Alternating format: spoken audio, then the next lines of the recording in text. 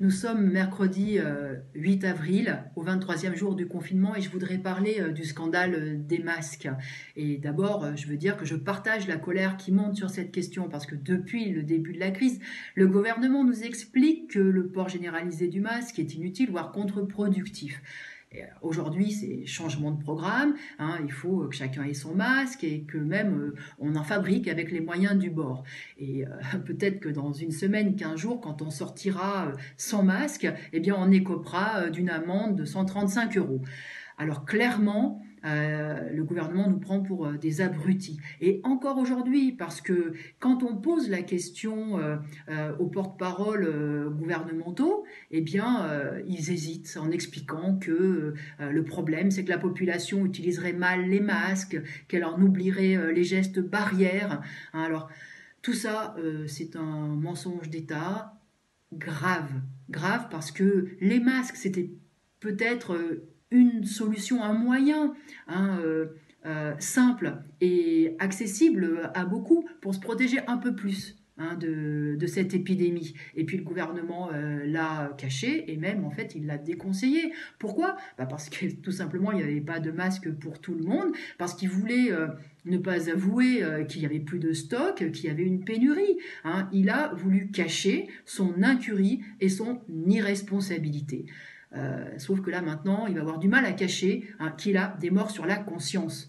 Et c'est d'autant plus rageant que la pénurie de masques continue et qu'il n'y a toujours pas de plan et d'organisation pour fabriquer des masques aujourd'hui à l'échelle industrielle. Pourtant, on a compris que ça allait durer des mois, qu'on allait avoir besoin de centaines de millions de masques, y compris il faudrait en envoyer en Afrique parce que là, l'épidémie va faire des ravages. Hein. Eh bien non, toujours pas de plan pour fabriquer des masques. Alors bien sûr, on ne peut pas en fabriquer du jour au lendemain, mais ça fait quand même maintenant 3 mois que l'alerte est lancée. Hein, et qu'est-ce qui se passe?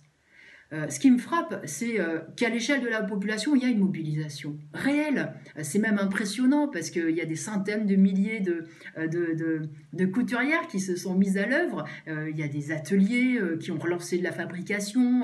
Il y a des associations qui essayent voilà, de prendre le taureau par les cornes. Enfin bon, la population laborieuse, elle cherche des solutions. Et on voit son dévouement, on voit son élan, on voit qu'elle a de l'ingéniosité. Mais qu'est-ce qui se passe du côté de ceux qui commandent les moyens industriels, de ceux qui commandent les usines, de tous ceux qui contrôlent les moyens de production? Il se passe quoi du côté de la bourgeoisie? Ces premiers de cordée là qui sont si chers à Macron, ben il se passe rien. Il se passe rien. Eux, ça les intéresse pas cette mobilisation là, parce que fabriquer des millions de masques, ça ne rapporte rien. Voilà. Et eux, de toute façon, ils ne sont obsédés que par leurs propres affaires, par leur part de marché, par leur profit. Ah ça, c'est sûr qu'ils sont prêts à déconfiner des millions d'ouvriers pour qu'ils fabriquent leurs propres profits. Mais les intérêts de la collectivité, hein, l'urgence sanitaire, c'est pas leur problème.